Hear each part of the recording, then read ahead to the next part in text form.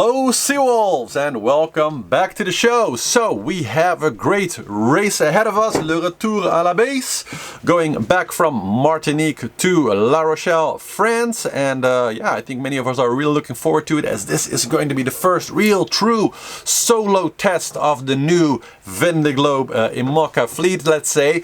So this time we're really going to see the solo performance as opposed to the team performance in the ocean race or the kind of duo performance that we had in the last Transat Jacques Vabre. So this will be, I think, one of the best indicators for how everybody is doing as we're getting quickly closer to next year, where we have actually the start of the Vendee Globe 2024. So I'm really looking forward to it.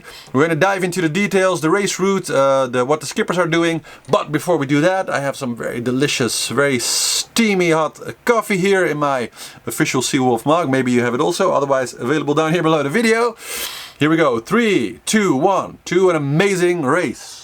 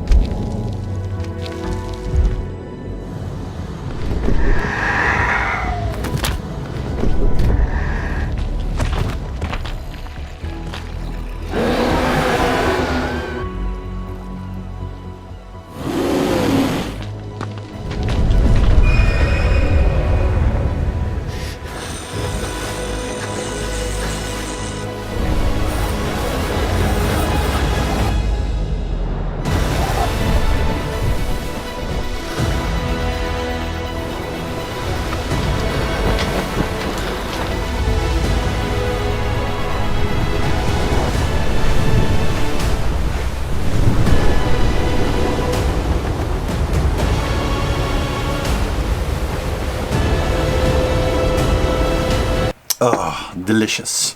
So, I think it's good to note that we're starting a little bit light, as we have 8 skippers in total that will not be joining. Most notable, Charlie Dalin, who's still out for medical reasons. He did participate in the start of the Transat to assure his legal participation in the Vendee, so that's very nice to know that most likely he will be there to perform, but not in this particular race. And being really one of the favorites, had he been in the race, he would have definitely been in my top 5 to win this, but he's not here. Of course, another big name, Yannick Besthaven, winner of the last Vendee Globe, not participating because his Maître Coq had a big damage during the race over, so he's already back in France repairing his boat right now. And of course, we have also Giancarlo Pedotte, the Prisman group, who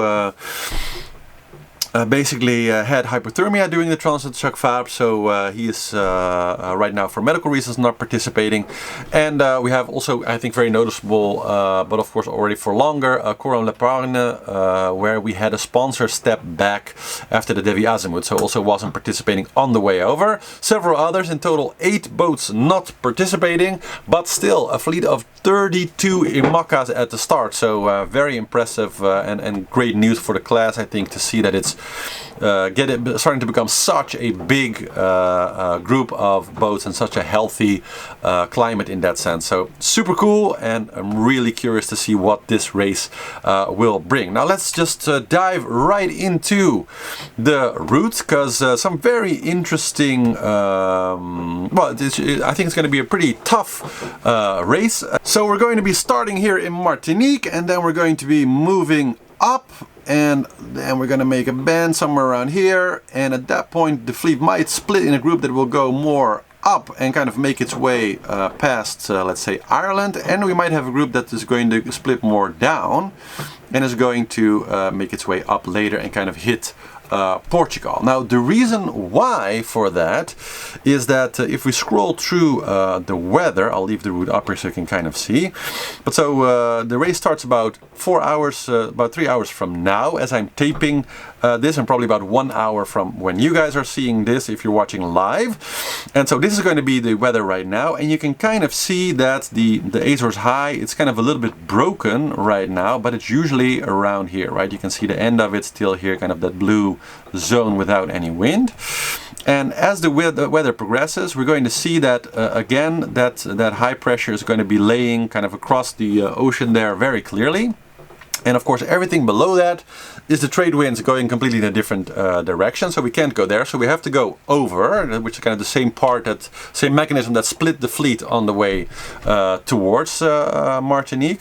But as we go into kind of day 2, day 3, what you're going to see is that kind of above the system, so if I delete this here, that kind of above this second sort of system that's starting to come into being here, we can see this kind of like, well, let's call it a wind tunnel that is kind of above the system. So we have two kind of areas with no wind, and on one hand we're going to have wind that's going, you know, in one direction kind of around it, and on the other side above we're going to have wind that's going to be going kind of in the right direction.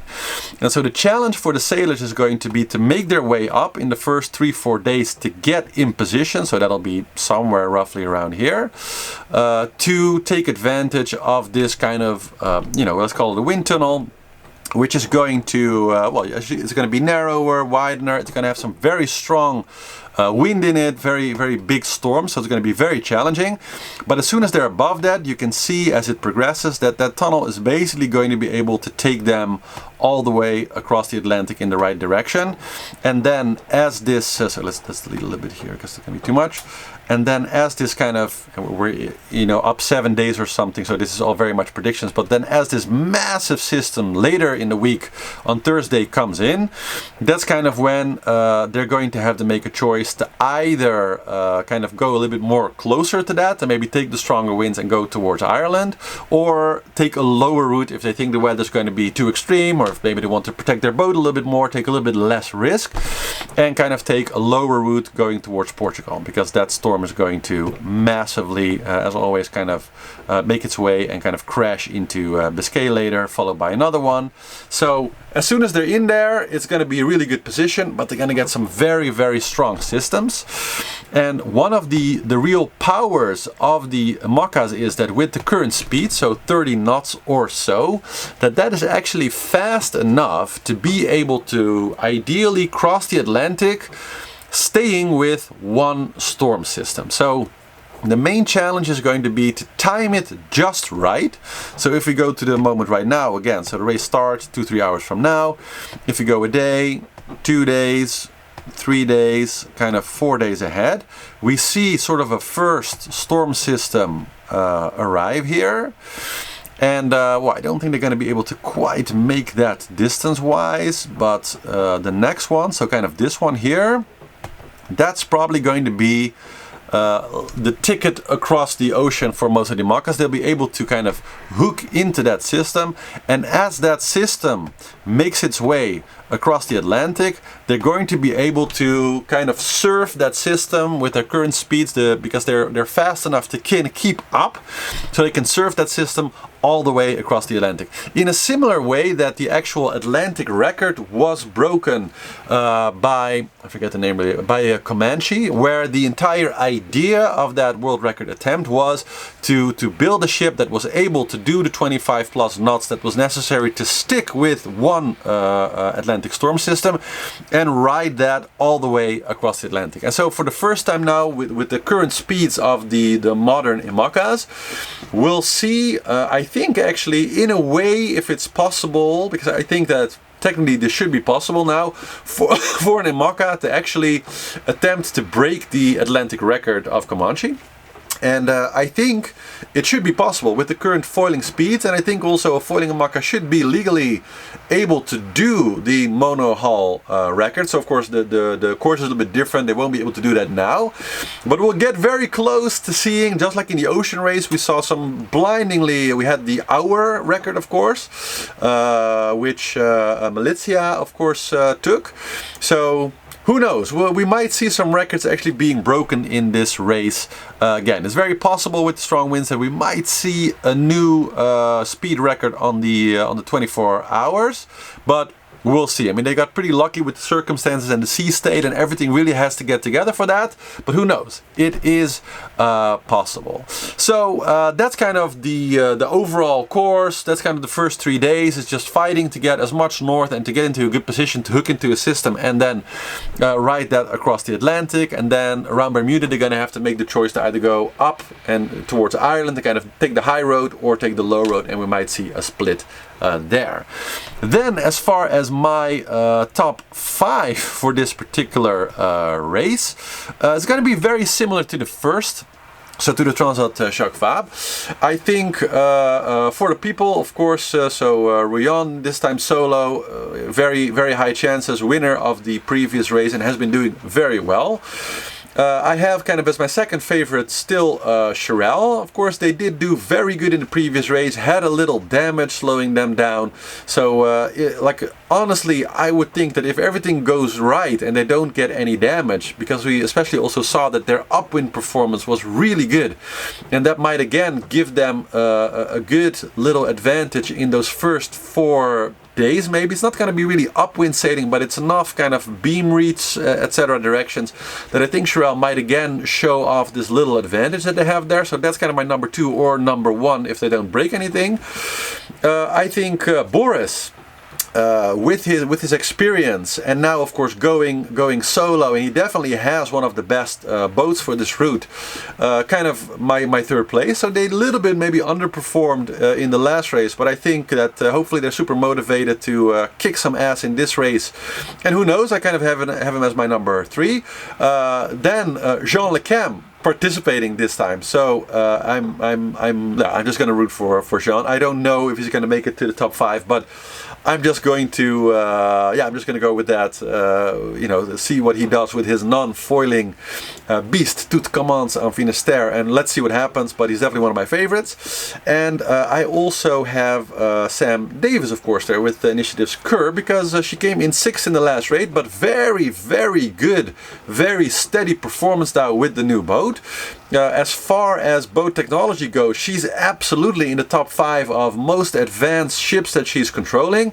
And so, yeah, they also had some small issues, maybe perhaps slowing them a little bit down on the Transat. So providing that everything goes well, they don't have any damage, I think that that Sam this time has a good chance of making it into the top 5. Would be really cool to see. And of course, never count out, that's my number 6, I guess, a little bit, Lewis Burton. Ambura Valet, of course, a 5-hour penalty after the start last time didn't help in the ranking, and they also had some troubles on the way, so a bit of a lower ranking this time. But I think he might make it into the top 5. And Maxime Sorel, 7, of course, they did 5th this time, I think, or yeah, I think 6th this time, so just out of the top 5. But a very expectedly good performance. Don't count that boat out. He might as well be 3rd or something like that. It's very possible. And Pip Hare, of course, also did actually really well, coming in, I think it was 7th or 8th. And yeah, she has a great boat. I think she's ready. Of course, they had the 5-hour penalty and major damage to the mainsail, which is now fixed. So I think with a little luck, if she puts on a really solid performance, she might also make it into the top 5 this time. It is possible. So that's kind of my favorites for this raid. Very curious to see what your top 5 is. Share it in the comments below if you want to see what happens. And yeah, that's, I guess, it for the update for today. See you tomorrow after the start, and enjoy the live start this afternoon. Have a nice day. Ciao, ciao.